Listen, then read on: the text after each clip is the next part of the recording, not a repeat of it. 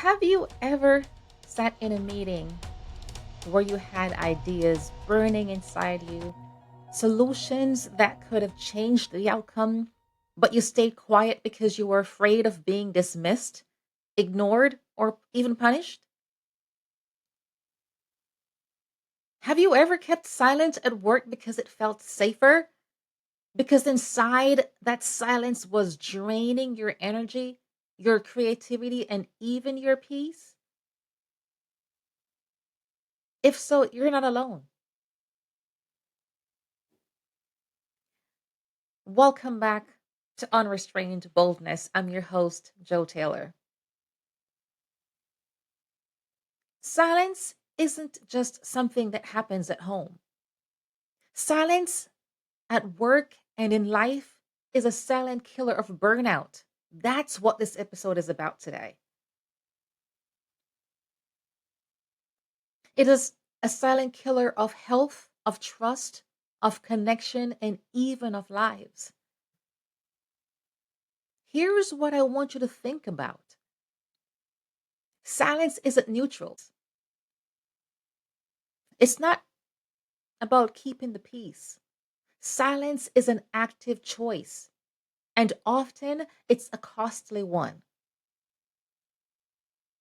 Today, we're going to talk about how silence at work and at home can cost you more than you realize. And I'll be real with you, this one hits close to home. This is personal to me. But more importantly, I want this episode to hit close to your reality. I want you to leave this conversation with tools and courage to break the silence that's breaking you.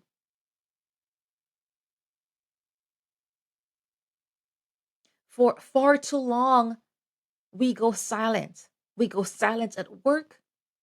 We go silent at home. We go silent wherever we are. And then we wonder why we cease to exist. Take a second and ask yourself, where has silence shown up in your life recently? Has it shown up at work, in your family, in your community? I want you to keep that thought for a minute. Now, before I get too deep into the conversation today, I want to lighten up the mood a little bit. Have you ever noticed how at work people stay silent about the real issues, but they go all out arguing for 20, 25, 30 minutes about simple things? It could be simple things like thermostat. I remember once I worked in this office and the temperature was always a problem. And people were just going back and forth about it. And so I called it the temperature wars. And it was legendary. One person was over there and she was hot with the fan blowing, and then another person on the right was going too cold. So they had a space heater. And the rest of us, we were caught in the crossfire between who's hot and who's cold. I had a space heater under my desk because I was always cold. But we would talk about stuff like that all the time. And here's the funny part: we could all complain about being hot or cold, but when it came time to talk about workload and deadlines and how unfair we thought the expectations were, absolute silence, complete silence. Everyone clammed up. No one spoke up about anything. It's crazy. It's crazy when I think about it now. We were bold enough to argue over the AC, but silent about the pressures that were burning us out. We had pressures from business partners, pressures from leadership, pressures from our boss, pressures everywhere. And we grumbled about it to each other, but no one spoke up to leadership. No one spoke up to the boss. And it wasn't just about thermostats either. We complained and we argued and we talked about the coffee pot, something as simple as a coffee pot. Oh, we talked about who's making the last pot of coffee or who took the last sip. We all spoke up about it. How about the parking lot? Oh, who took my spot? That's my spot. I've been parking there for years and someone took my spot this morning. Suddenly, everyone finds their voice for stuff like that. And oh, let's not forget about the fridge. People will always call out stolen lunches or who is bringing in fish or sardines and stinking up the entire office. We talked about stuff like that. But when it came time, again, to talk about how workload wasn't sustainable or the deadline was unrealistic, complete silence. And see, that's what silence does. It tricks us into speaking up about surface stuff. And all along, we are burying the things that matter most. Have you ever had more energy to argue about where the team lunch would be ordered from than about how burnt out you actually feel?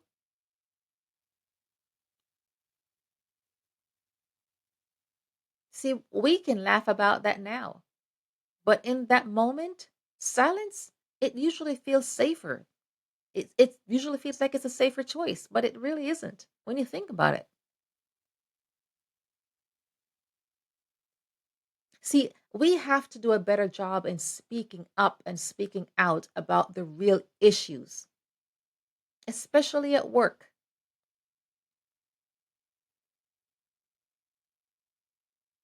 And that's a good segue for me to get into the seriousness of this conversation because silence has a cost, and the bill is higher than most of us realize. See, at work, silence costs trust. Yes, when employees don't feel safe to speak up, leaders don't get the truth, and projects fail, mistakes happen, mistakes repeat, and culture suffers. But the cost is also deeply personal. I want you to think about this. How many times have you gone home carrying the weight of all the things you didn't say? The frustrations you swallowed, the disrespect you endured. You sit at a dinner table. Sometimes you're smiling because you don't want your loved ones to see that something is really eating you out on the inside. And sometimes you have this look on your face like you're so depleted because you're playing that meeting in your mind. You are replaying that comment. You are replaying the moment when you should have spoken up, but you didn't. I'll share one of my own experiences with you. I wanted to work for this company, and when I finally got the job, I didn't get the proper training because my predecessors, they, the first person, the first predecessor, he left abruptly. And then the second predecessor, he was filling in temporarily because he had his own full time role. And he was just filling in until they replaced that position. And it so happens that that replacement was me. Within a couple of weeks, I was tasked with the month end financial planning. But here's the problem, I didn't know the job. The person training me didn't know everything either. And so I followed the instructions and ended up submitting the wrong numbers to the business partner. That business partner went straight to my boss and questioned my competency. And because that was the largest revenue generating business, the scrutiny was intense. It was extremely intense. Mistakes like that were unacceptable. So my boss called me, and from the moment I heard his voice, I knew something was wrong. I was like, oh my gosh. He was harsh with me, and rightfully so, because after all, I submitted the wrong numbers to the key business partner. But here's what I appreciated about what my boss did, even in that moment of him being upset. He took the time to ask me what happened. And I told him, I prefaced it by saying, this is not an excuse. I'm not justifying what happened, but I was unsure of the numbers. I tried reaching out to my predecessors and they were not reachable. And so I did the best that I could with what I had. I'll never forget what he said to me in response to what I had explained to him. He said, Joe, when did you realize that you were suffering in silence? Why did you not tell me? Why did you not come to me directly? That line really, really cut through me when he said it because it wasn't just about the silence at work. And maybe you've been there too. Maybe you've stayed quiet when you didn't understand the assignment. Maybe you've nodded your head in meetings even though you disagreed with the plan. Maybe you've said yes to deadlines you knew was impossible. They were unrealistic, but you shut down. You kept quiet just to keep the peace. See, we all take on these what I call SHIT. Now, I don't curse, so I won't say that word out loud, at least not here, but it's what I call the super high impossible targets. Yes, we take those things on because we're afraid to speak up. We think if we challenge the norm, we'll be seen as difficult or worse, replaceable. And so we suffer in silence. And by the time you finally make it home, you are too tired to talk to anyone. You are just too tired to be present with your loved ones. And worse, you're too tired to even live. That's the cost of silence. It doesn't just drain your workday, it drains your life. And silence doesn't clock out when you do. Oh no, you bring that same silence from the job to your home. And at home, silence costs health.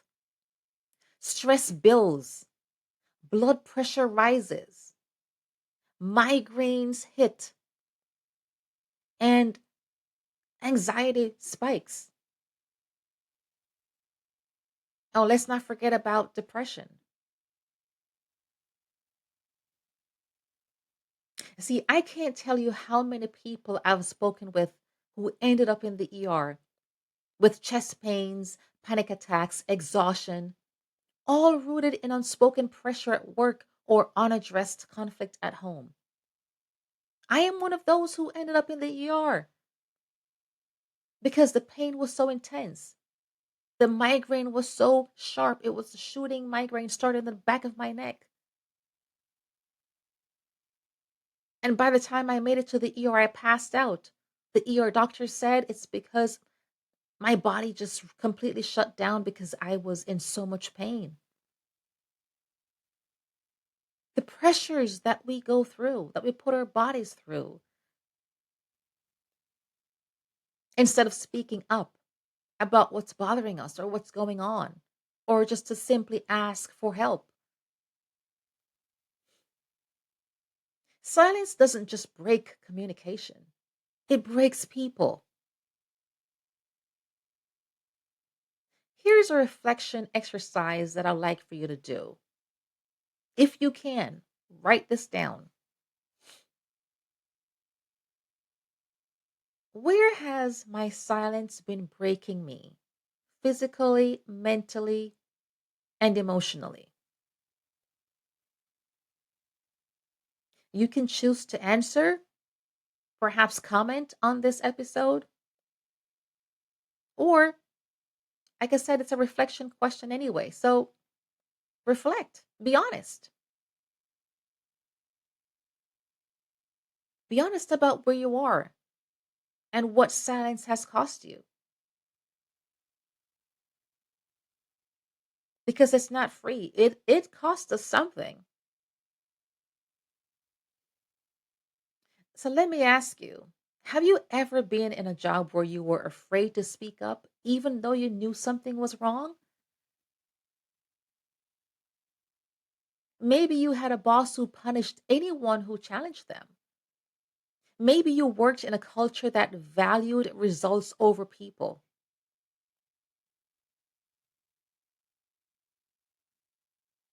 And let me just take a pause here because I know that we've learned by listening to what the company credo is or what the company values are, and we buy into it that people are the greatest asset.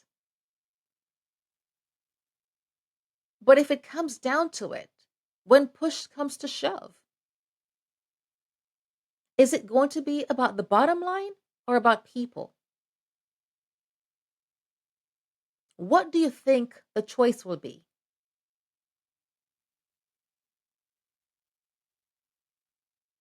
Do you really think a company, any job would sacrifice their bottom line for you?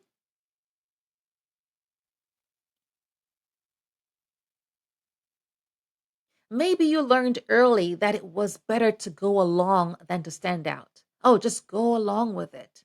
Everyone is doing it, so I'll just go with it. Just roll with it. You don't want to seem like that guy or that girl. But here's the truth, storms at work don't just pass. If you don't speak up, the storm grows and grows and grows anyway until it swallows you whole. See, that's the cost of not speaking up. I had to learn that the hard way. I had to learn that speaking up might feel risky, but staying silent was deadly. It was deadly to my health, deadly to my relationships, and deadly to my sense of self. Breaking silence didn't always change the culture, but it changed me. It gave me back my voice. And to me, that's where healing begins.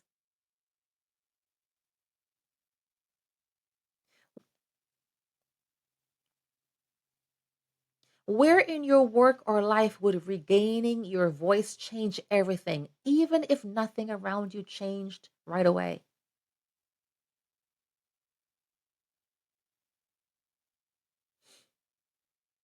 Here's what I want you to hear loud and clear. Silence in the workplace isn't professionalism, it isn't strength, and it sure isn't wisdom. But you know what it is? It's erosion. Every time you silence yourself, you trade your energy for exhaustion. Every time you don't speak up, you hand over a piece of your creativity, your confidence, and your health. And what happens at work doesn't stay at work. See, that silence, it follows you home.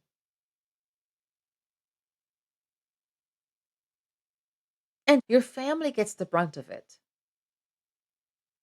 Silence breeds more silence.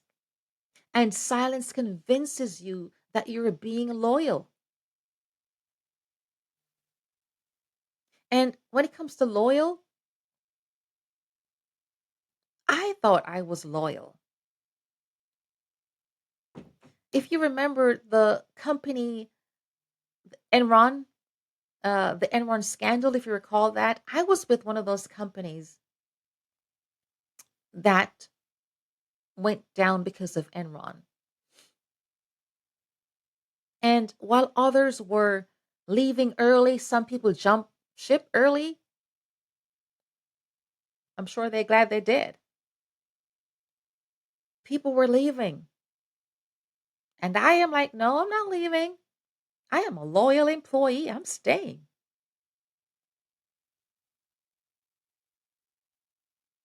I was like, I think I was the second to last person to leave my department. Everyone was gone.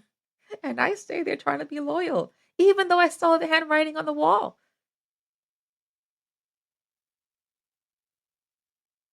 And yes, I got left behind because it took me a while to find a job. That's what loyalty costs. It cost me that. See, some of us are loyal to a fault. We are loyal to our bosses. You're loyal to your paycheck. But in reality, you are betraying yourself. Because again, if the company has to make a decision whether it's going to be you or the company, guess which one is going to be chosen? Not you. The question is the company as loyal to you as you are to the company?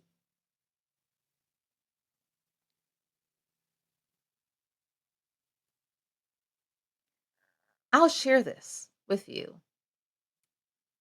One of my sisters was constantly told that she was the glue that held her department together, her whole department.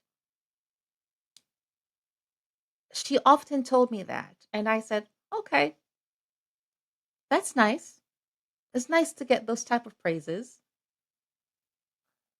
But then I visited her office a few times and her coworkers, her bosses, I mean, they would just praise her, praise her. Oh, she's great. She's the glue that keeps us all together. We don't know what we would do without her.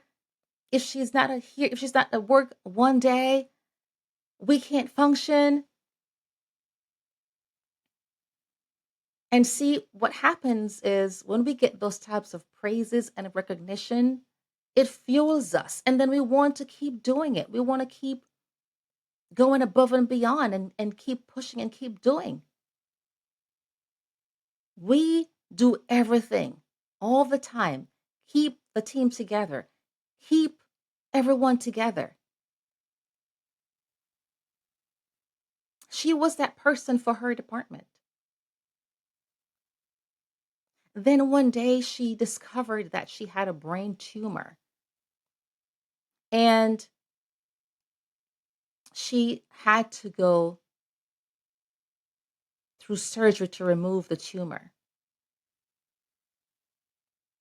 Well, during the surgery, well, first, a surgery did not go as planned. And during the surgery, she suffered a stroke. And that stroke left her disabled. That was over 12 years ago. And today she's still disabled.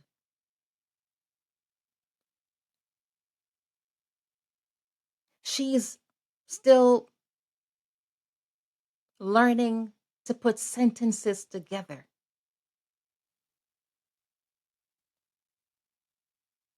Not the same. And so even though I know that some of her coworkers check in on her from time to time, they've moved on because it's about the company. She's one person, she's a number.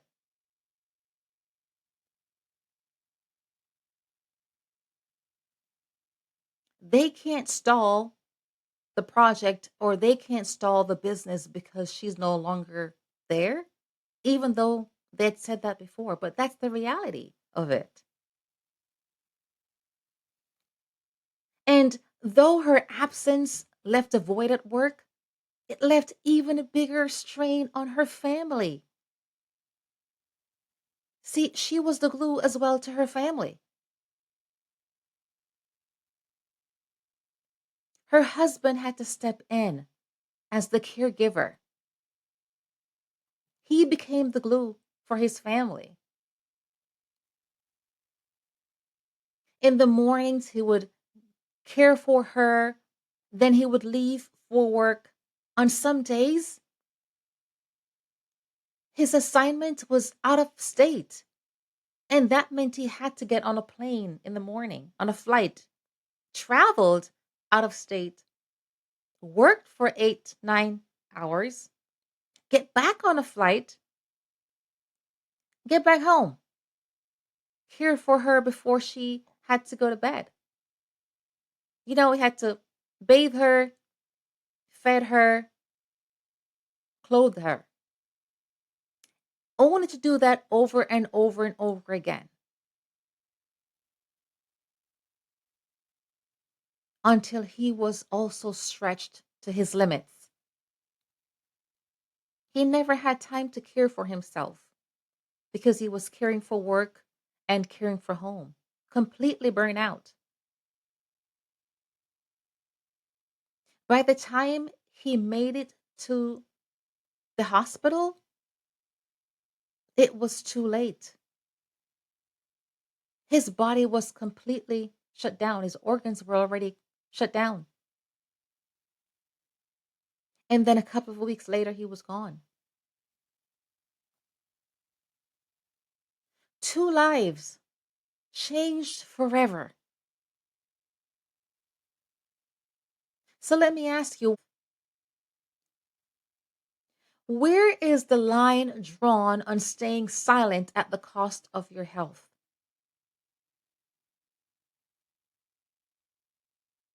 Let me speak to you directly.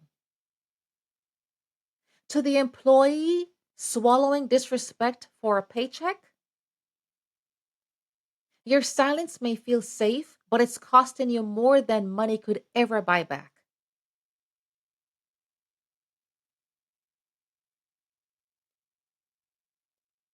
To the leader who thinks silence from your team means satisfaction, it doesn't. Silence means fear, and fear kills trust. So ask yourself, how can you rebuild the trust in your team? Because when you have an employee that is silent, it's time for you to check in on that employee. Or don't even wait for the employee to be silent. Check in on your team or teams. It's more than having the water cooler conversations. It's more than having conversations in the break room or catching up on a Monday morning to find out what happened over the weekend. Oh, did you see the game over the weekend? Oh, your team lost. Oh, your team won. Oh, what was the score? We talk about fantasy football. We talk about everything else, college football. But how about checking about family? Really, what's going on with them? How about checking on their health? Ask, are you okay? How was your weekend?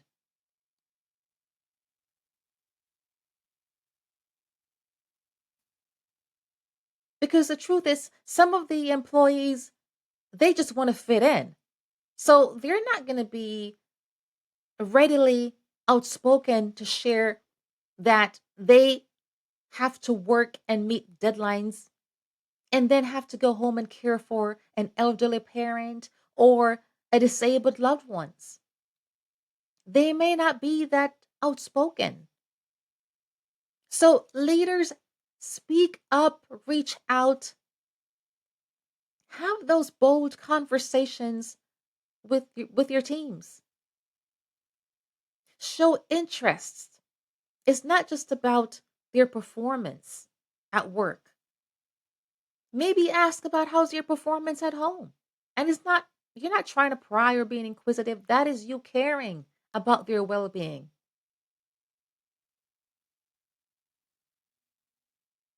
It's a beautiful thing when you have a boss who's understanding, whether or not he has a family of his own with kids.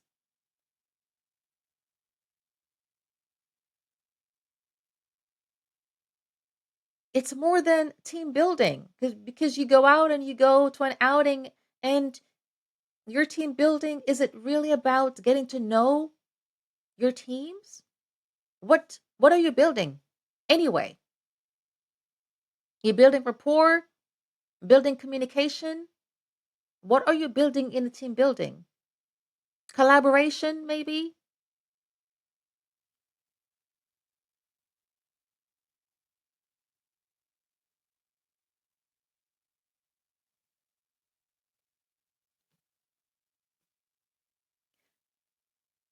See, to you who are listening right now,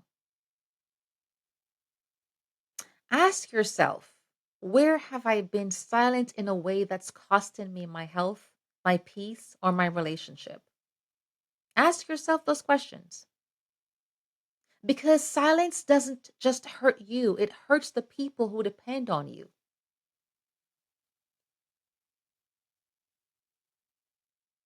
Here's an exercise I would like for you to do. If you can, if you are in a position to grab a notebook or a piece of paper or pen, grab it and write down one area where silence has been expensive for you. And then write one bold step you could take this week to break it.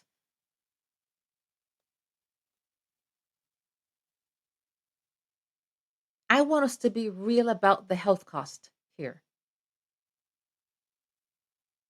Working 55 plus hours a week, that equals to 35% higher risk of stroke. Thank God I didn't have a stroke because I worked some crazy hours. In some of my roles, I was working 55, 65 plus hours weekly. I worked 10 to 12 hours Monday through Friday. And then sometimes I would have to go back into the office on a Saturday. Back then, my kids were young, so I would have to bring my kids with me to the office. And then sometimes I would go back on Sunday for a couple of hours because back then there was no working from home.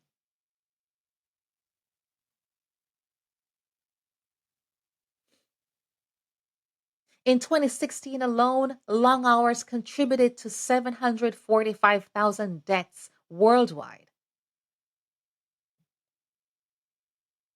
And in the US, workplace stress is tied to 120,000 deaths per year.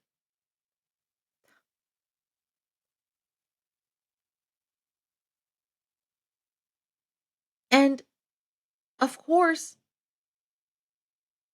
the statistics also show that these types of burnout situations, it leads to depression. It also leads to suicide. Yes, suicide. Because can you imagine having someone working long hours, trying to make ends meet, living from paycheck to paycheck, and still can't keep the lights on? And his family is depending on him.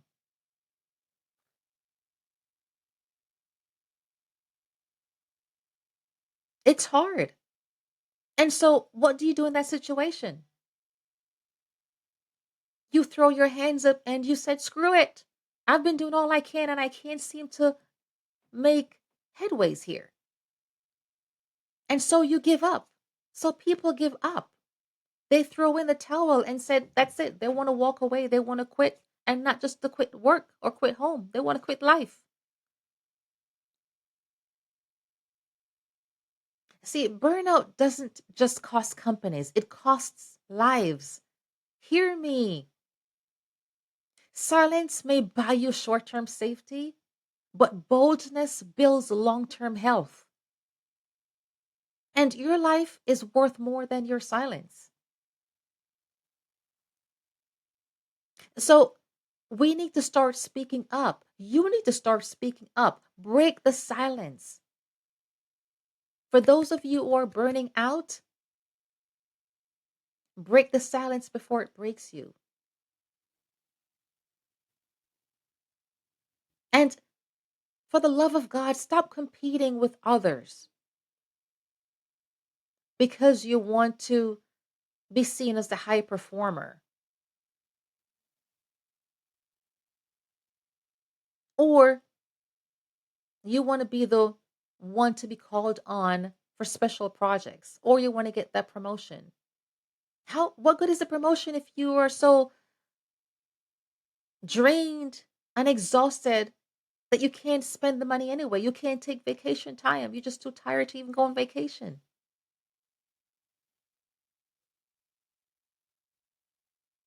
I know there are people who work way past their retirement age because they're trying to work a plan. And so they work and they work and they work. And they finally retire only to live for 6 to 12 months because they were already completely burned out anyway. And so, unfortunately, they don't get time to enjoy the fruits of their labor.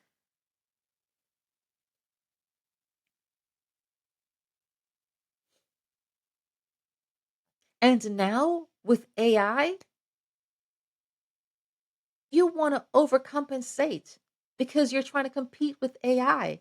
You think, oh, if I just do a little bit more, if I just continue what I'm doing, it's not going to be enough. So I need to push, I need to go above and beyond to show that I am needed, to show that they need me. And if I do it, it will be job security anyway. Is there really such a thing as job security? Especially with AI now in the picture?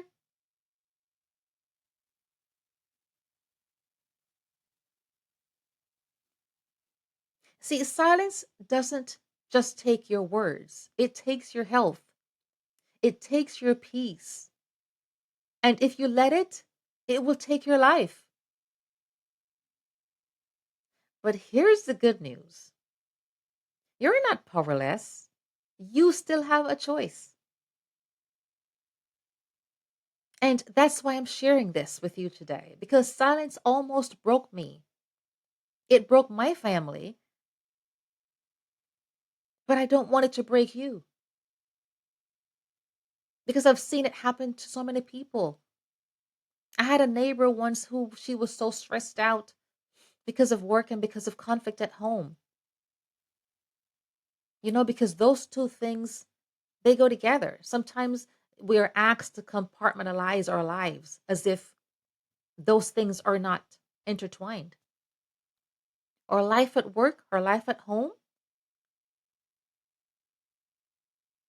that's who we are. We can't leave or we can't have one without the other. You don't live at work, you live at home. Even if you're single, you still have to leave the job at some point and go home. Unless you are the owner of a huge company, of a huge mogul, then maybe you can also sleep at your job. Like I worked for a large company, and the owner, I won't say the name here, but the owner, his office, his office had his own living room. He had two assistants. You had to get through the first assistant to get to the main executive assistant just to get to him. And he had a nice shower in his office.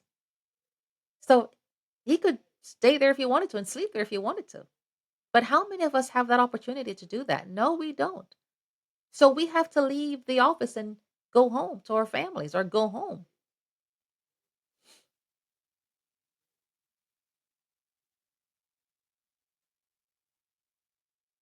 So again, hear me when I say this.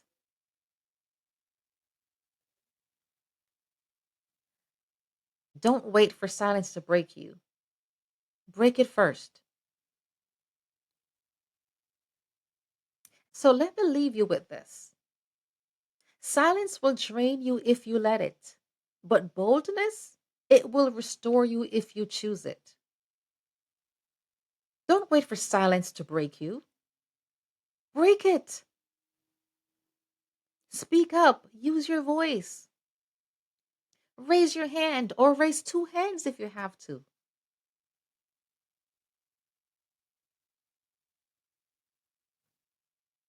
Be intentional in your boldness.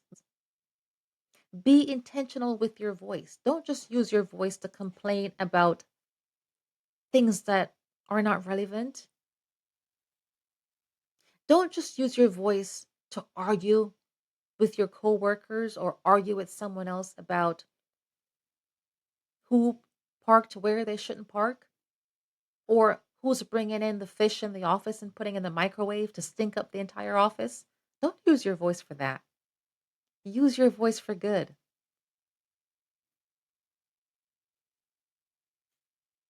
So before this week ends, I want you to speak up in one area where silence has been costing you. Just one. I'm not asking you for three or five. I'm just asking you for one.